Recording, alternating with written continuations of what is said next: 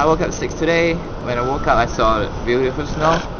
But I think it's important to take care of the pathway as well. So I decided to come to shovel the snow. This is not my first snowstorm, so but it's so nice. And I've been taking some photos because I've never seen Harvard Square so. My least favorite part is the code, and it's nice to walk through it, kind of.